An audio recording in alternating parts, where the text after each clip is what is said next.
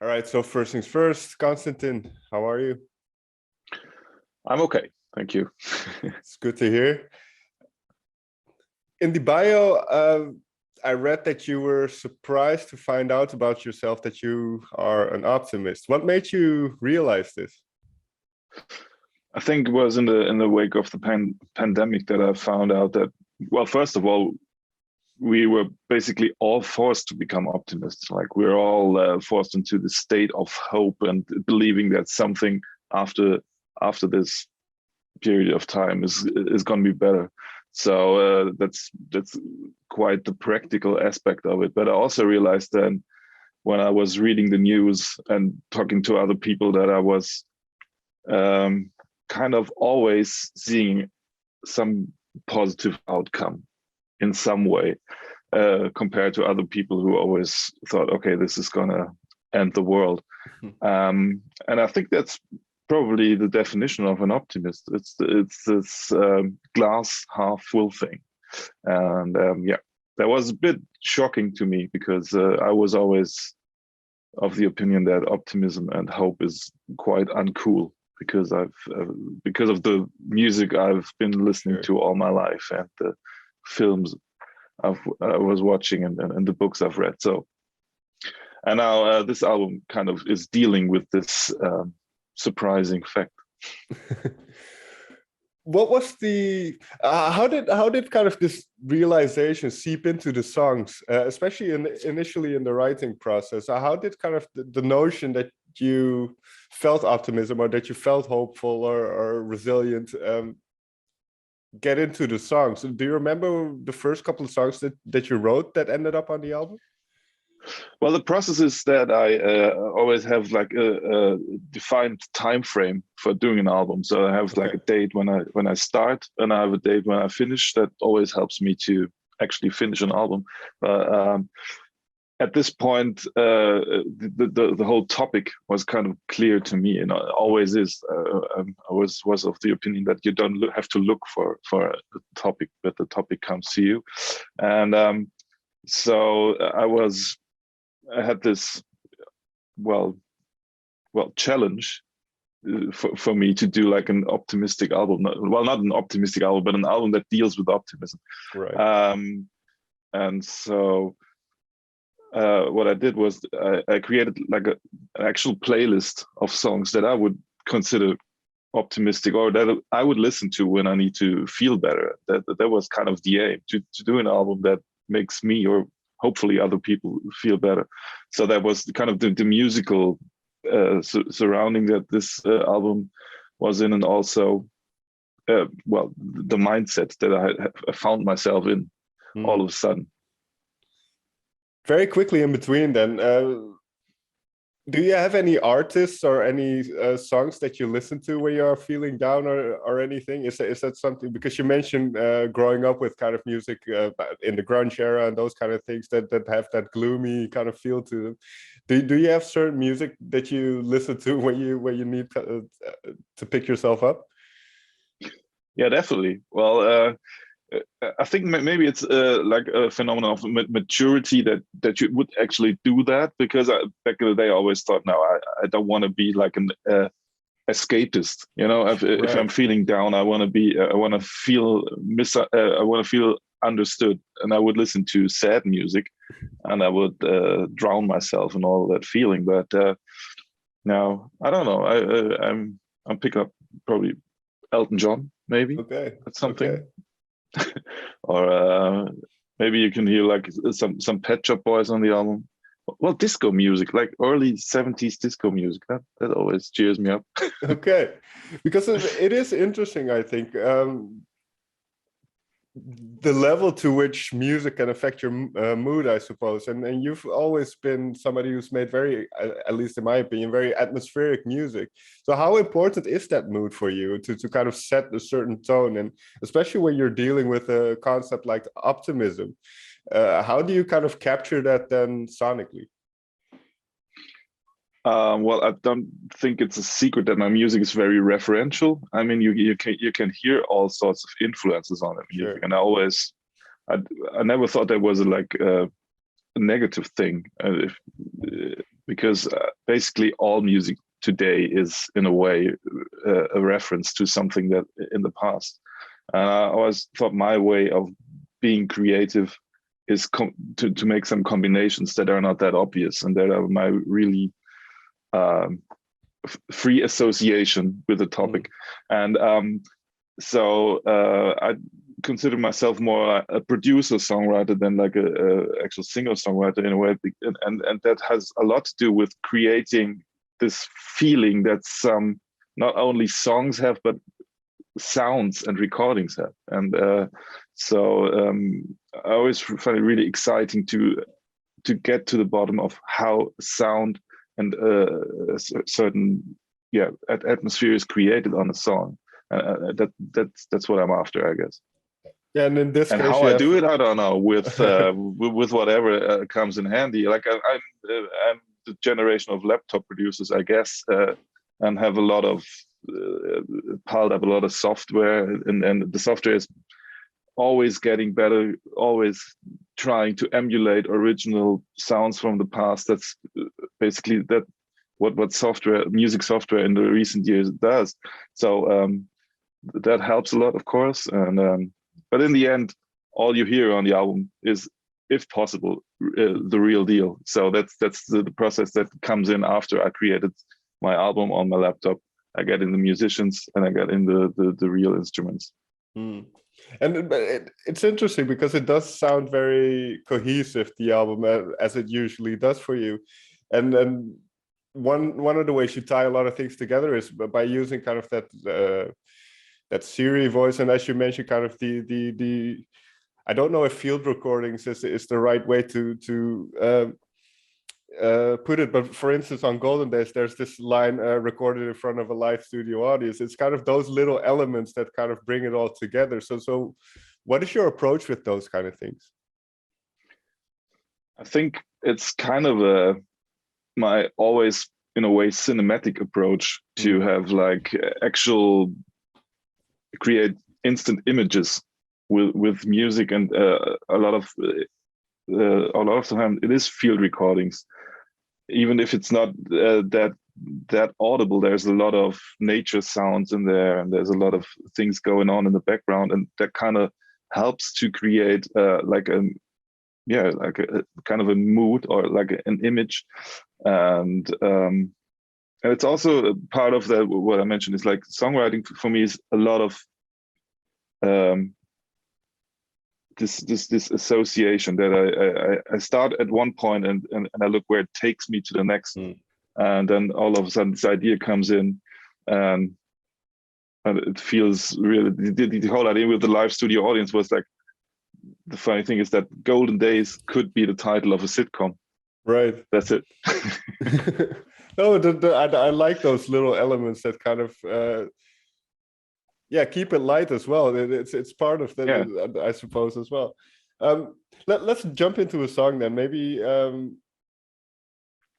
I should let you pick one. But what was one song where the image, as you mentioned, kind of the first image or that you get was immediately clear? Was there one that was very obvious to you?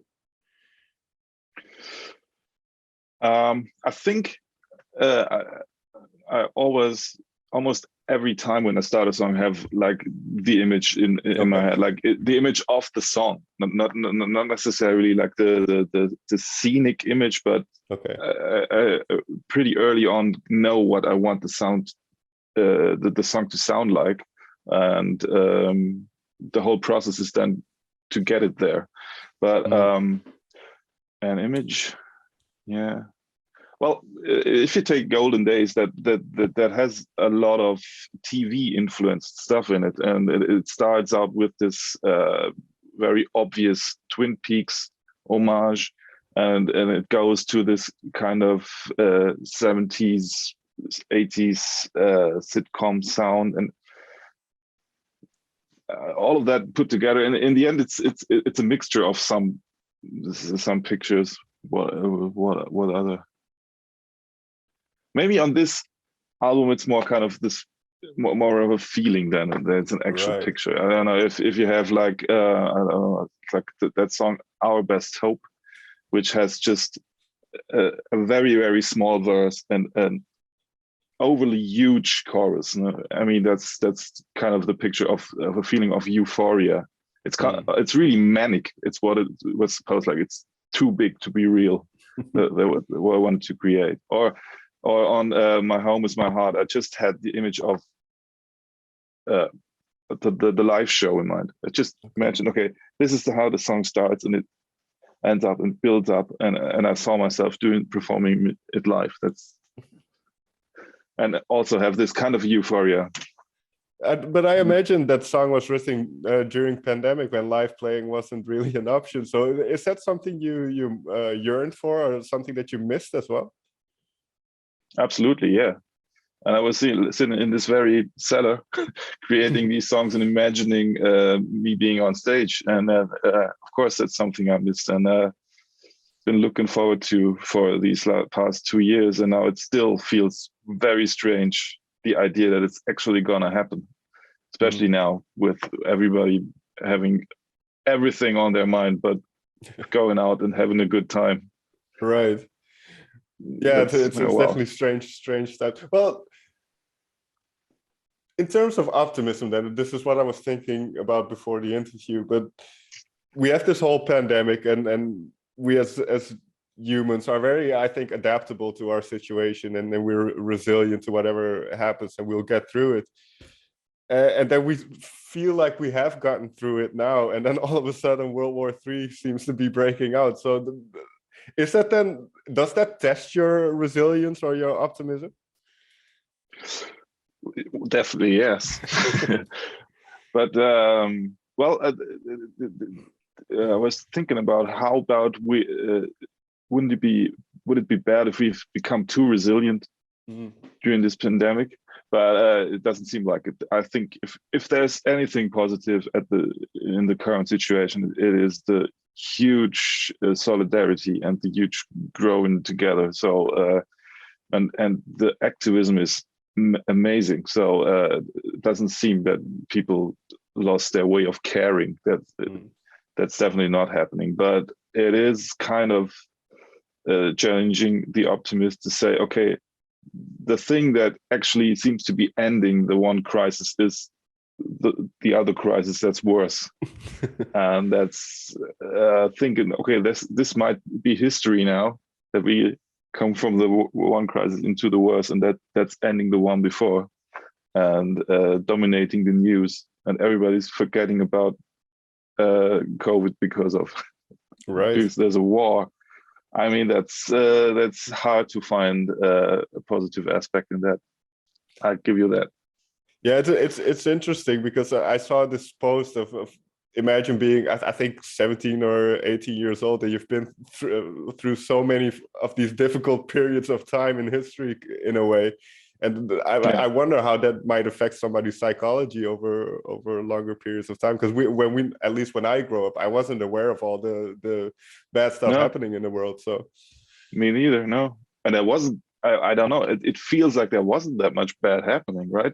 I don't know. Yeah, I feel like maybe for 10 years now, you feel like, okay, there's a lot of stuff going on that needs to be addressed, but maybe I was ignorant or dealing with other stuff. But it kind of feels like now that in my music I also need to address stuff, and I never thought that would be the thing for me. But it's true. And yeah, if you're a teenager now, that's a whole different reality. Right. Well, it is for a lot of reasons, a whole different reality. Sure. But yeah, you're right. Yeah, definitely. It's interesting though, because one of the songs I particularly love on the album is the first one, the Song for Myself, because it's one of those songs which I do regularly as well. As I have to remind myself that it's not that as bad as it might look if you turn on the news, or if you look at social media.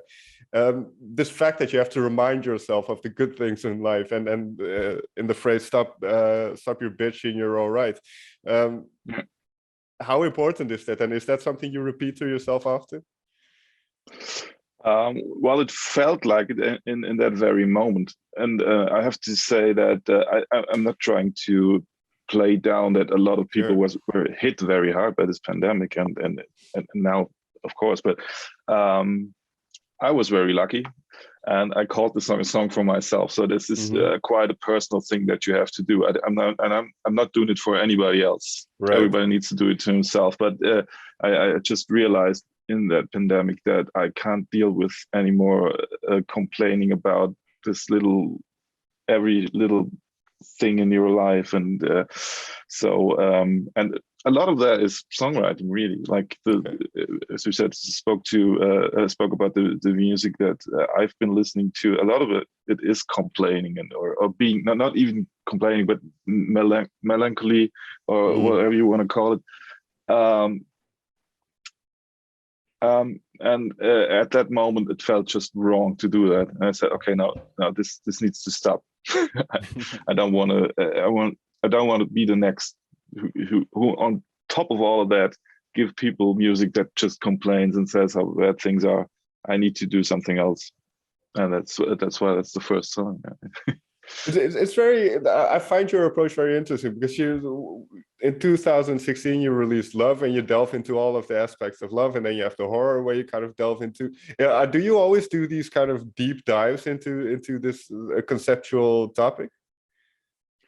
Yeah, that's just how I work, I guess, and it's gotten to a point where it would be difficult to start elsewhere. I don't know, just to write songs. I said that I have like this defined time period where I deal with the album, and if it works out, I don't deal before with the album. And it's not that I constantly write like little sketches and I'm finished, and then and that's that.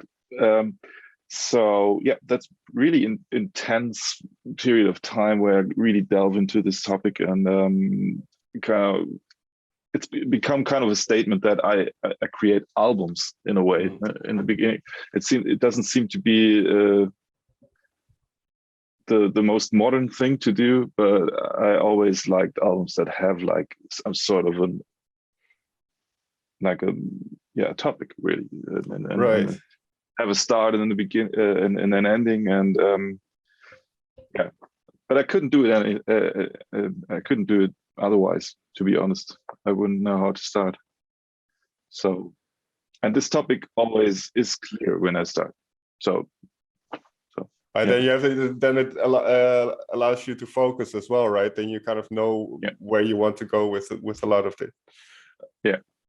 A song like because we talked about the music and kind of the not the paradoxes, but the fact that they don't always align, where you can have kind of optimistic music but more substantial lyrics. So a song like Richard, Jeff, and Elon, which I find very interesting, is the sound is very ethereal. It almost sounds like maybe it is a harp playing. It's very, very light in a way, but then you have this story about these billionaires wanting to go to space in a way. So what was your approach with that song? Well, the sound should be exactly like ethereal, and also like there's a lot of noise in that sound as well, although it sounds light. And the idea was actually, as the chorus suggests, they're sitting in a spaceship and waving down to Earth. That's what the sound should be like, really kind of otherworldly in a way, and leaving all this noise behind. There was the musical approach to that song, and also have this really fragility and, I don't know, otherworldliness to it. But I found this concept so fascinating that I accepted that it's become a very mainstream topic for my taste. But I just think the idea is so crazy that 3 of these people are building rockets and going to space, and it fits into the album because a lot of you can say that optimism has a lot to do with utopia, and there was the idea that triggered me, and that what do people do that seem obviously have like in a economical way reached everything that there is to reach in this world? They literally leave this world. and I don't know what they're doing, if they're actually building like a colony, like some Bond villain, or if it's just, or if it's just or just one started it and the other, oh, I need to do this. I don't know what's going on in their head, but it's so crazy that it needs to be picked up, I think.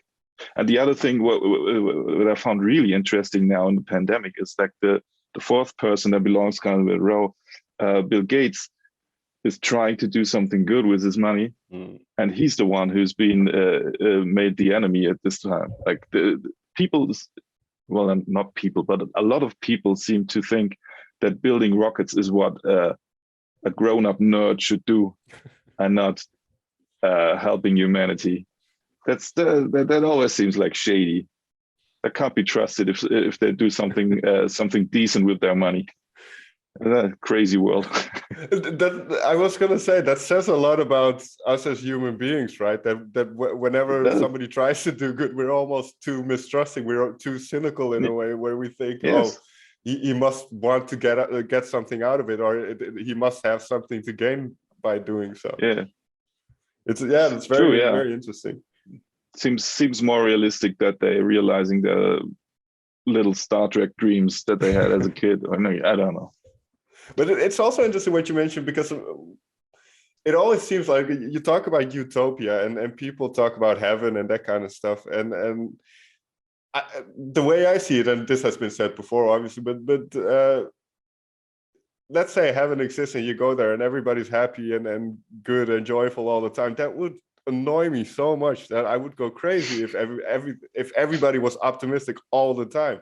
And the same with the utopia. I don't know how to picture that in my mind, because anything that's just constantly one way is going to get boring, or it's going to get annoying in a way. So how do you feel about it? Do you think, because the way I look at the world now is this perhaps is the best we can do in a way as a humanity? Yeah, maybe. Well, it's just not utopia as an actual place, but it's just if it's basically just another word in contrast to dystopia. I mean, so a utopian way of thinking would be just an optimistic way of thinking that the world can change to a better place and not necessarily needs to go to a bad place, and that's hard enough at the moment to believe that. But yeah. That's true, and I don't think that I'm looking for an optimism that is all that exclusively happy all the time. That's why I can't deal with like religious optimism. That's not the optimism that I try to establish is way harder to get, because it's based in reality. Everybody can believe in an after world. That's really easy, and it's also like it's kind of a hard sell, and I can't believe that it worked. It's to say, okay, the world is shit, but don't worry, when you're dead, it's going to be great. Who wants that? Who wants that kind of optimism? Well, it's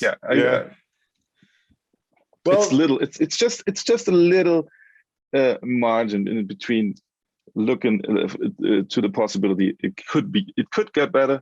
It probably will get worse, but it could get better, and that kind of is the little spark. It's not more than that in my case, I think. And but I think that little spark is needed to be creative at all. Right. Because if you don't believe in the future, why would you create? Yeah, why would you get out of bed? Why would you even try, right? Yeah. This brings us then to the title of the album, Amen, which is obviously a religious saying or phrase. I don't even know. But when did this as a title pop into your head? Actually, when I saw that picture, the picture of on the album, it's I always thought this was going to be like a self-titled album, because the optimism is in the band name. So there you go. The initial idea was to just put an exclamation mark behind Get Well Soon, and that's it. But then I saw that picture, and I thought that's a very cool picture. That's a very cool title, and to me means just the same. It's Get Well Soon, Amen, in a way of, okay, I want I want to believe that things could get better. So that's it. And the other aspect of it is what I just said.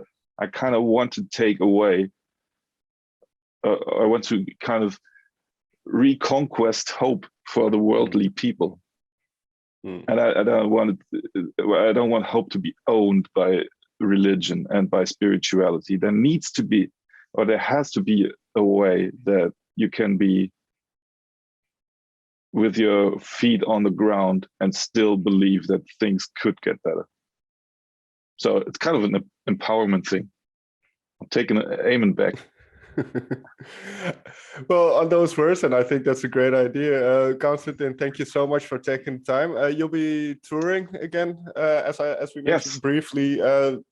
So yeah, what is taking up your time now? Are you kind of preparing the live show and everything, or have you already finished? We already rehearsed, and but you're right. That's the next big thing in my life, is going on tour and getting ready for that in both mentally and practically. So yeah, and it's pretty soon. It's like starting in a month, so we're getting ready for that. Yeah. Well, I wish you all the best, and with the release of the album as well. Thank you so much for talking to me. Thank you.